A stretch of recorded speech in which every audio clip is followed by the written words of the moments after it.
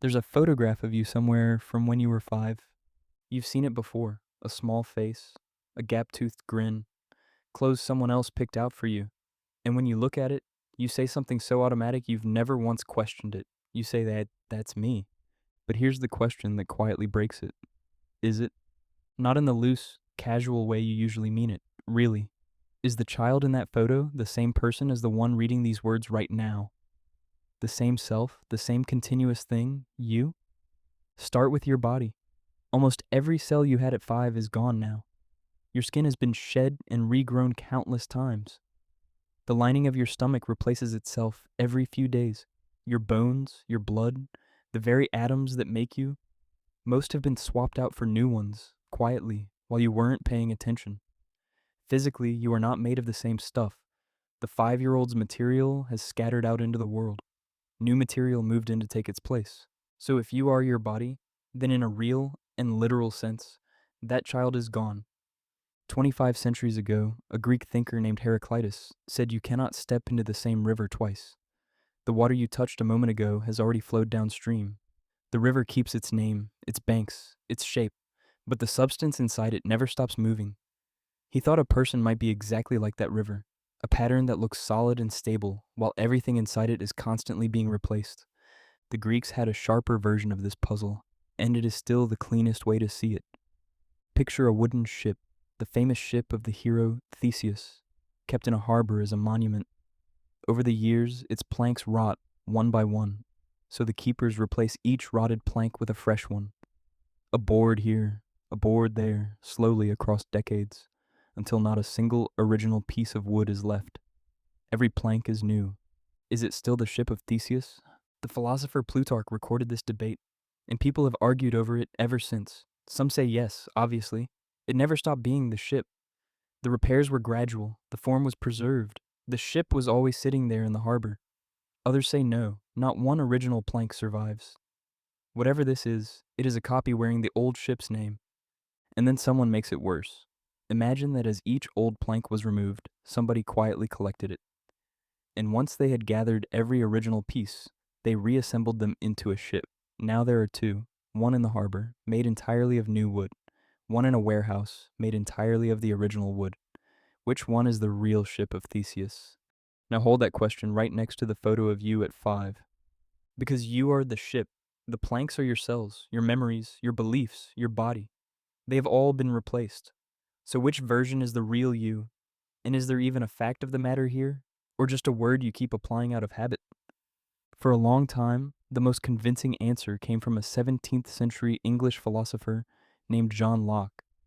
Locke said you're looking in the wrong place. It was never about the wood. It was never about the body. What makes you the same person over time, he argued, is not physical at all. It is psychological. It is memory. It is the thread of consciousness that connects who you are right now to who you were back then.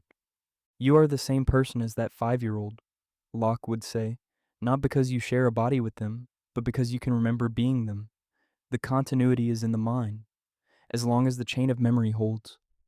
This moment remembering an earlier moment, which remembered an earlier one still. The same self persists across the years.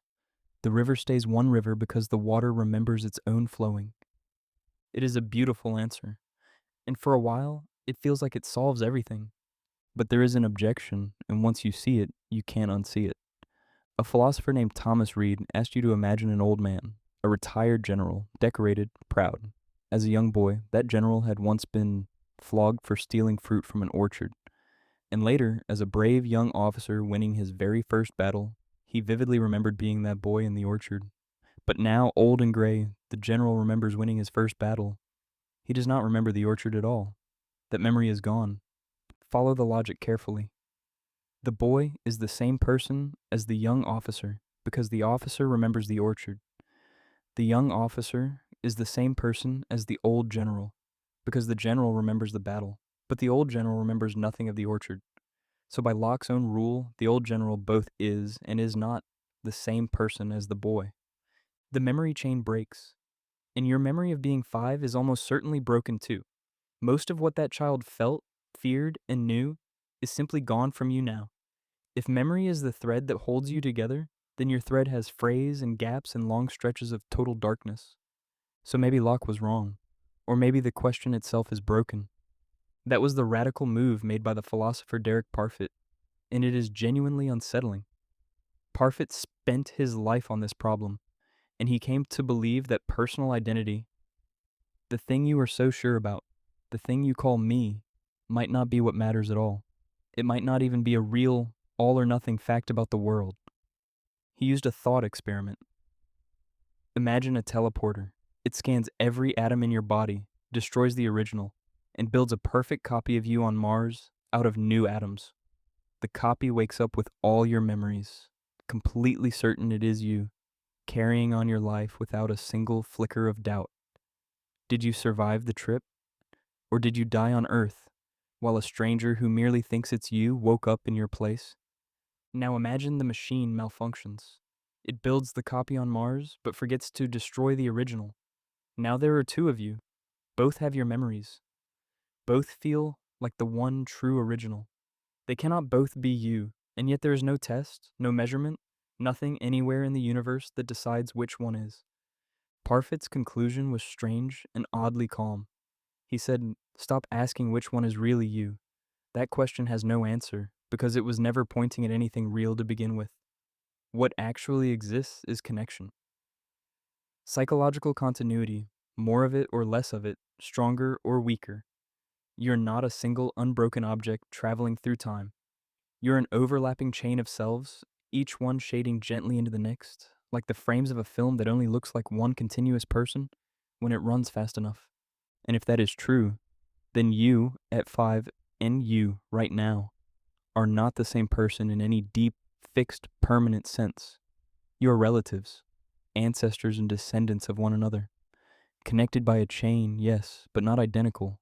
No more the same single thing than a river is the same water from one year to the next. Here is where it stops being abstract. You make plans for someone you have never actually met. You save money for a future self living decades away.